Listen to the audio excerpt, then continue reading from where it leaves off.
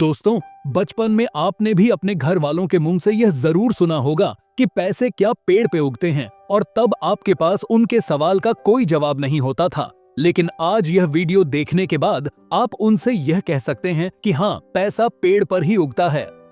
अब बहुत से लोग तो मुझे यह भी बोलेंगे कि भाई तू पागल हो गया है क्या, कैसी पागलों वाली बातें कर रहा है। लेकिन आज की इस वीडियो को देखने के बाद आप भी यही कहोगे कि भाई तू बिल्कुल सही कह रहा है, क्योंकि आज मैं एक ऐसी वीडियो लेकर आया हूं जिसमें हम एक ऐसे ही एक पेड़ के बारे में बात करेंगे जहां पर पैसा पेड़ पर ही उगता है, और ये पेड़ जितना पुराना होता जाएगा उतना ही ज्यादा आपको पैसे उगा कर देता चला जाएगा।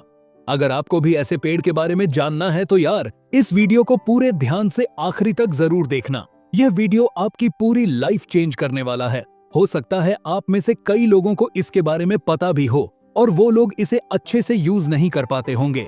तो दोस्तों, आज की इस वीडियो में मैं आप लोगों को उस पेड़ के बारे में बताऊंगा, यानी वह तरीका बताऊंगा और उसे कैसे यूज करना है और अच्छा प्रॉफिट कैसे निकाले। तो चलिए वीडियो में आगे बढ़ते हैं और जानते हैं उस तरीके के बारे में, उस पेड़ के बारे में। दोस्तों, आज की इस वीडियो में हम बात करेंगे दिल पावर ऑफ कंपाउंडिंग, जिसे अल्बर्ट आइंस्टाइन ने भी दुनिया का 8वां अजूबा कहा है, जो कि अगर जिसने इसे अच्छे से जान लिया तो यह उसके लिए किसी अजूबा से कम नहीं है। और इसी वीडियो में यह भी जानेंगे कि कैसे इसके प्रैक्टिकल यूज से आप अपनी यंग एज में ही करोड़पति बन सकते हो और यंग एज में ही आप फाइनेंशियल फ्री हो सकते हो। तो दोस्तों, अगर आप भी कंपाउंडिंग की पावर को आज से समझ लेते हो तो आप अपनी यंग एज में ही फाइनेंशियली फ्री हो सकते हो, और यह भी जानेंगे कि कैसे पैसे से पैसा कमाया जाता है और कैसे अमीर लोग अपने पैसे से ही काम करवाकर और भी ज्यादा अमीर होते जा रहे हैं। लेकिन इससे पहले यह समझना जरूरी है कि फाइनेंशियल फ्री होने का क्या मतलब है। यानी मेरे कहने का मतलब है कि आप कैसे पता कर सकते हो कि आप फाइनेंशियल फ्री हो चुके हो, क्योंकि बहुत से लोगों को यह पता ही नहीं है कि फाइनेंशियल फ्री होना किसे बोलते हैं। तो दोस्तों, पहले मैं आपको यह बता देता हूँ कि फाइनेंशियल फ्री आप कब हो सकते हो। देखिए, बहुत से लोग सोचते हैं कि जब मेरे पास हर महीने मेरे खर्चे का पैसा आने लगता है तो हम फाइनेंशियल फ्री हो जाते हैं। लेकिन यह बिल्कुल गलत है, क्योंकि अगर मान लो आप कि आपका खर्च महीने का 5,000 है और अब आपको महीने का 10,000 आने लगा बिना काम किए, तो आप यह सोचकर कि मैं फाइनेंशियल फ्री हो गया हूं और आप काम करना छोड़ देते हैं। फिर कुछ समय के बाद कोई प्रॉब्लम आ जाती है, सपोज घर में कोई बीमार हो गया, तो अब आप क्या करोगे? जो आपके मंथली खर्च का पैसा था वो तो गया, अब आप क्या करोगे? इसीलिए यह समझना बहुत जरूरी है कि आप फाइनेंशियल फ्री कब होते हैं, आप कब काम करना छोड़ सकते हैं। देखिए, आपको एक रूल्स बनाना पड़ेगा 50-20-10 का। बहुत से लोग इस रूल को जानते भी होंगे और बहुत से लोग नहीं जानते, लेकिन जो लोग जानते हैं उनको भी इसे समझना है, क्योंकि यह रूल थोड़ा अलग है। ये रूल है फाइनेंशियल फ्री होने का, और जो रूल आप जानते हैं वो था अमीर बनने का। तो जैसे कि आपने देखा है 50-20-10 में हम डिवाइड करने वाले हैं। सपोज आपकी इनकम 1 लाख है, तो आपको अपने पैसे को ऐसे ही डिवाइड कर लेना है और उसी हिसाब से खर्च करना है। देखिए, आपको 50,000 अपने खर्चे के लिए निकालना है, उसके बाद 20,000 बच्चों के एजुकेशन के लिए निकालना है, क्योंकि बच्चों को पढ़ाना तो पड़ेगा ही, इसके लिए 20,000 आपको एजुकेशन के लिए निकालना है। फिर 10,000 मेडिकल के लिए निकालना है, क्योंकि आज के समय में ऐसा शायद ही कोई घर होगा जहां पर किसी न किसी की दवा न चलती हो, इसीलिए आपको 10,000 मेडिकल के लिए निकालना ही है। यह तो हो गया हमारा नॉर्मली खर्च। अब ऐसा तो होगा नहीं कि आप कभी अपनी फैमिली के साथ कहीं घूमने नहीं जाओगे या आपके बच्चे पार्टी वगैरह नहीं करेंगे। जाहिर सी बात है, यह तो लगा ही रहता है। इसीलिए आपको 1 लाख एंजॉय के लिए निकालना है। अब आपका बचा 10,000, तो भाई ये 10,000 अपने इमरजेंसी के लिए निकालना है, क्योंकि इमरजेंसी कभी बताकर नहीं आती, इसीलिए यह निकालना बहुत जरूरी है। अगर अब आपके एसेट्स इतना पैसा आपको दे रहे हैं तो फिर आप फाइनेंशियल फ्री अपने आप को कह सकते हैं। यह तो था फाइनेंशियल फ्री होने का तरीका। अब हम यह जानेंगे कि कैसे कंपाउंडिंग से ढेरों पैसा कमा सकते हैं। कंपाउंडिंग के जरिए से आप पैसे का पेड़ कैसे खड़ा कर सकते हैं। तो चलिए दोस्तों, वीडियो में आगे बढ़ते हैं और कंपाउंडिंग के बारे में अच्छे से समझते हैं। दोस्तों, अमेरिका के फेमस साइंटिस्ट और इन्वेस्टर बेंजामिन फ्रैंकलिन का पावर ऑफ कंपाउंडिंग के ऊपर बहुत ही फेमस कोट है, money make money and done money that make money make more money. यानी कि कंपाउंडिंग में पैसा ही पैसे को बनाता है, और पैसा जिस पैसे को बनाता है वह पैसा और भी ज्यादा पैसा बनाता चला जाता है। इसे आप ऐसे समझ सकते हैं कि आपका जो बच्चा होगा वह तुरंत ही पैसा कमाना शुरू कर देगा। अभी आप नहीं समझे ना? ठीक है, इसे अच्छे से समझाता हूँ। मान लो आप 10 लाख इन्वेस्ट कर दिए और अगर आपको मिलता है 10% का इंटरेस्ट तो वह होगा 1 लाख। तो अब आपका कितना पैसा हो गया? आपका पैसा हो गया 11 लाख। अब अगली बार जो आपको रिटर्न मिलेगा वह 11 लाख पे मिलेगा। अब आपका पैसा कितना हो गया? अब आपका पैसा 12,10,000 हो गया। अब यही पैसा अगली बार आपको कितना देगा? पता है, आपको अगली बार आपको रिटर्न देगा 1,20,000। अभी आपको यह पैसा बहुत कम लगता होगा, लेकिन आप टाइम निकालकर कैलकुलेट करना, 10 साल के बाद आपको जो रिटर्न मिलेंगे उसे देखकर आप चौंक जाओगे। लेकिन यही कंपाउंडिंग 20 से 25 साल में 2 करोड़ के ऊपर निकल जाएगा। जैसे कि मैंने आपको पहले ही कहा था कि पेड़ जितना बड़ा होता जाएगा वह आपको उतना ही ज्यादा पैसा देता जाएगा। यह प्रोसेस लॉन्ग टर्म में लगातार चलता रहता है और आपका अमाउंट लगातार बढ़ता चला जाता है। शुरुआती टाइम में मिलने वाला रिटर्न आपको बहुत ही कम लगेगा और यही कारण है कि ज्यादातर लोग SIP जैसे इन्वेस्टमेंट को शॉर्ट टर्म में ही छोड़कर चले जाते हैं। वे यह नहीं जानते कि यह छोटा सा दिखने वाला अमाउंट कुछ ही सालों में लाखों या करोड़ों रुपए में कन्वर्ट हो जाएगा। कंपाउंडिंग के पावर को समझने के लिए मैं आपको बचपन में सुनी हुई एक स्टोरी याद कराना चाहता हूँ। आपने बचपन में एक कहानी सुनी होगी जिसमें कंपाउंडिंग के जरिए से राजा कंगाल हो गया क्योंकि उसे यह बहुत छोटा अमाउंट लगता था और एक गरीब इंसान जो कंपाउंडिंग को समझता था वह राजा का राज्यपाठ सब ले गया। चलिए इसे अच्छे से समझते हैं। एक नगर में एक ऐसा राजा था जिसे अपनी बुद्धि पर बहुत ही घमंड था। वह ऐसा समझता था कि इस पूरे राज्य में मेरे जैसा होशियार, अक्लमंद, बुद्धिमान कोई नहीं है। तभी एक दिन उसने अपने नगर में एक खबर फैला दी कि इस नगर में ऐसा कोई व्यक्ति नहीं है जो मुझे शतरंज में हरा सकेगा और जो भी व्यक्ति मुझे शतरंज में हरा देगा तो मैं उसे मुंह मांगा इनाम दूंगा। यह खबर आग की तरह पूरे नगर में फैल गई। नगर के लोग एक दूसरे से मशवरा करने लगे कि ऐसा कौन है जो राजा को शतरंज में हरा सके। उन लोगों को कुछ समझ नहीं आ रहा था। तभी उस खबर को सुनकर एक बुद्धिमान व्यक्ति उस राजा के राजमहल में आता है और राजा से बोलता है कि हे राजन, मैं तुम्हें शतरंज में हरा दूंगा। यह बात सुनकर उस घमंडी राजा को बहुत गुस्सा आ गया और उसने कहा कि यदि तुम मुझे नहीं हरा पाए तो मैं तुम्हें फांसी पर लटका दूंगा। इस पर बुद्धिमान व्यक्ति ने कहा कि हे राजन, मुझे आपकी यह शर्त स्वीकार है।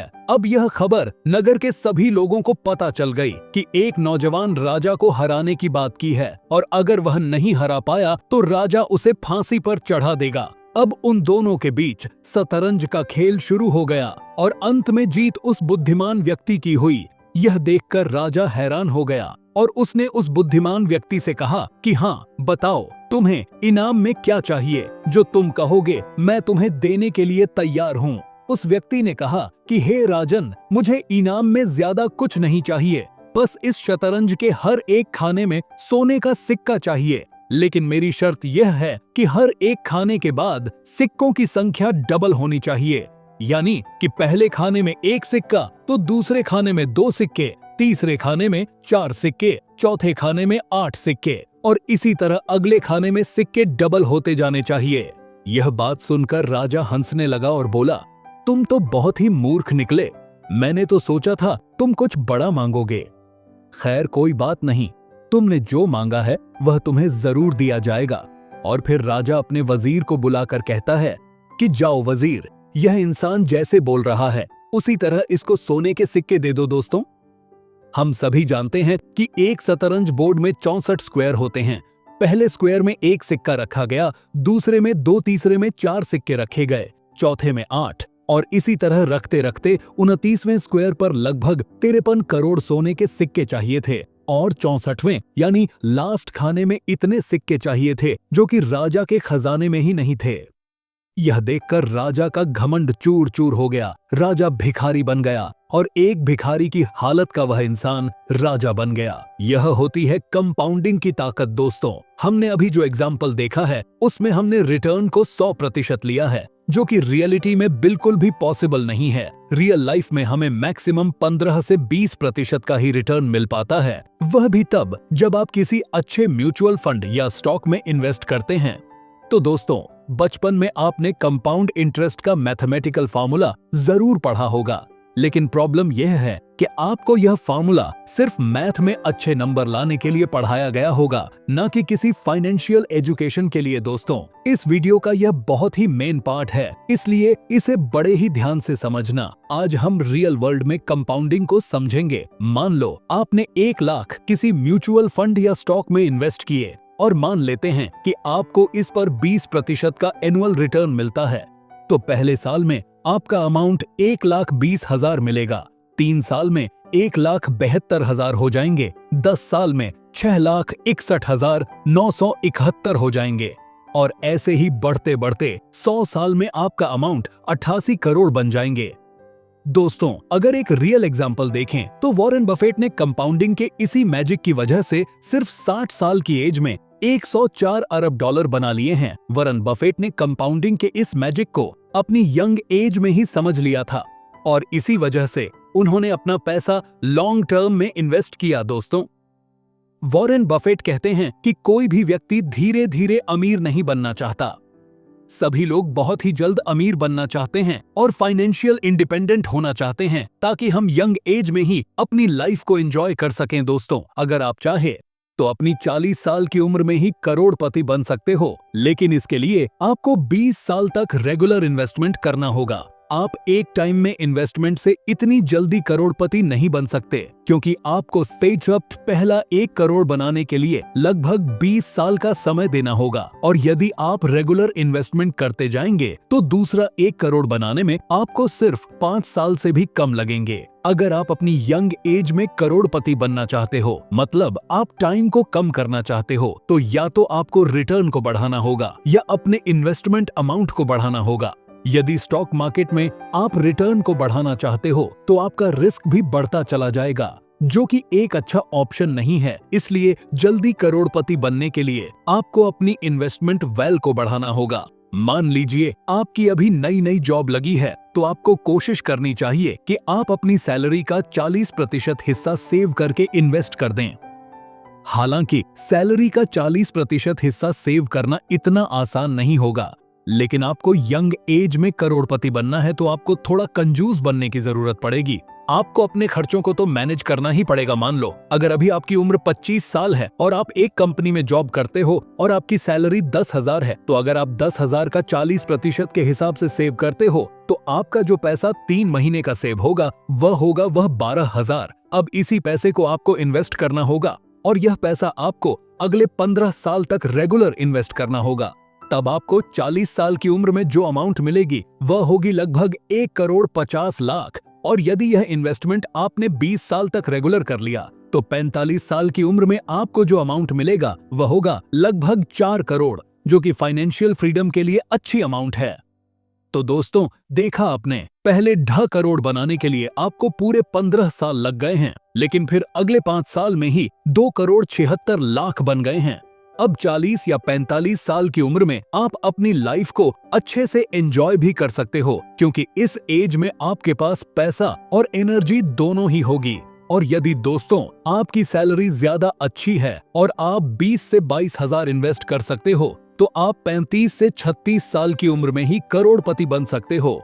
और अगर आपने यह वीडियो यहाँ तक देखी है तो मुझे यकीन है कि आप पावर ऑफ कंपाउंडिंग को अच्छे से समझ गए होंगे, इसकी ताकत को समझ गए होंगे। अब आप अच्छे से समझ गए होंगे कि यह पैसों का पेड़ है, और यह पेड़ जितना बुढ़ा होता जाता है उतना ही पैसा देता जाता है। पैसे कमाने के साथ साथ हमें अपने हेल्थ पे भी ध्यान देना चाहिए, क्योंकि हेल्थ से बड़ा कोई वेल्थ नहीं। अपने सबसे बड़े एसेट को शार्पन करें, यानी हमेशा कुछ नया सीखते रहे। और आपका सबसे बड़ा एसेट आप खुद है। आपको रेगुलरली खुद को रिन्यू करना पड़ेगा। अपनी लाइफ के हर एस्पेक्ट में आपको इम्प्रूव करना पड़ेगा, मतलब फिजिकली, स्पिरिचुअली, मेंटली, सोशली और इमोशनली। आप रेगुलर एक्सरसाइज से खुद को रिन्यू रख सकते हैं। इसके लिए जरूरी नहीं कि आप जिम जाएं या फिर महंगे इक्विपमेंट ही खरीदें। आप घर पर ही सिंपल एक्सरसाइज कर सकते हैं। आप रन कर सकते हैं, जॉगिंग कर सकते हैं या फिर रैपिड वॉक ले सकते हैं। अगर आप एक्सरसाइज नहीं करना चाहते तो स्लो तरीके की कोई भी एक्टिविटी कर सकते हैं और फिर आप देखेंगे कि डे बाय डे आपकी बॉडी इंप्रूव हो रही है। इसी तरह आप अपनी स्पिरिट को भी रिन्यू करने की जरूरत है। ऐसा कई बार होता है जब आप खुद को पूरी तरह थका हुआ पाते हैं। रोजमर्रा के चैलेंज से हम बेहद थक जाते हैं, तो हमें खुद को इंस्पायर रखने की बेहद जरूरत है। और आप प्रेइंग, म्यूजिक बुक रीडिंग करके या फिर नेचर के साथ जुड़कर खुद को इंस्पायर कर सकते हैं। ये आप पर डिपेंड है कि आपकी स्पिरिट किस तरीके से अच्छा फील करेगी। कभी कभी एक ब्रेक लेना भी जरूरी होता है ताकि आप खुद को टाइम दे सके और अपने बारे में सोच सके। हम जब यंग होते हैं तो हमारा दिमाग खुद ही अपनी एक्सरसाइज कर लेता है, लेकिन एक बार स्कूल खत्म करने के बाद हम शायद ही कोई बुक पढ़ने का टाइम निकाल पाते हो या कुछ नया सीखते हैं। लेकिन लर्निंग सिर्फ स्कूल तक ही लिमिट नहीं होनी चाहिए। हम के बाद भी खुद को एजुकेट करने के तरीके ढूंढ सकते हैं। अपने डेली रूटीन के कामों से हटकर कुछ अलग चीजें ट्राई करें। खुद को चैलेंज करें कि आप कम से कम हर महीने एक बुक पूरी पढ़ सके। और जो लोग बहुत बिजी हैं और बुक नहीं पढ़ सकते, उनके लिए हमारा चैनल है ना, यहाँ पर आकर आप ऑडियो बुक सुन सकते। हर दिन हमें दूसरों के साथ अपने रिलेशन इंप्रूव करने का मौका मिलता है। अपने पड़ोसियों से प्यार करें। अगर आप एक काइंड नेचर पर्सन है तो यकीन मानिए आप एक लंबी खुशहाल लाइफ जिएंगे। अब इमेजिन करें कि जैसे आप जंगल में वॉक पर गए हो, आपको एक आदमी नजर आता है जो एक छोटे से पेड़ को काट रहा है। आप देखते हैं कि वो आदमी काफी थक गया है, तो आप उससे पूछते हैं कि वह कितनी देर से ऐसा कर रहा है। वो आदमी कहता है 5 घंटे हो गए हैं और मैं अब थक कर चूर हो गया हूँ, ये बड़ी मेहनत वाला काम है। तो आप उस आदमी को सलाह देंगे कि उसे कुछ मिनट का ब्रेक लेना चाहिए। हो सकता है कि उसे अपनी आरी को शार्पन करने की जरूरत है, और आप उसे यह भी कहते हैं कि मुझे यकीन है कि इससे आपका काम तेजी से होगा। मगर वह आदमी मना कर देता है। वह कहता है कि वह इतना बिजी है कि उसके पास सा शार्प करने का यानी अपनी आरी को तेज करने टाइम ही नहीं है। अब किसी भी चीज को इफेक्टिवली कट करने के लिए आरी को तेज करने की जरूरत होती है। ठीक इसी तरह खुद को और भी इफेक्टिव बनाने के लिए हमें भी अपने एसेट शार्पन करने होंगे। तो आज की ऑडियो लर्निंग यहीं पर समाप्त करते हैं। यदि यह ऑडियो लर्निंग आपको थोड़ी भी पसंद आई हो तो लाइक जरूर कीजिएगा, ताकि हमें पता चल सके आपको किस तरह की ऑडियो लर्निंग पसंद है।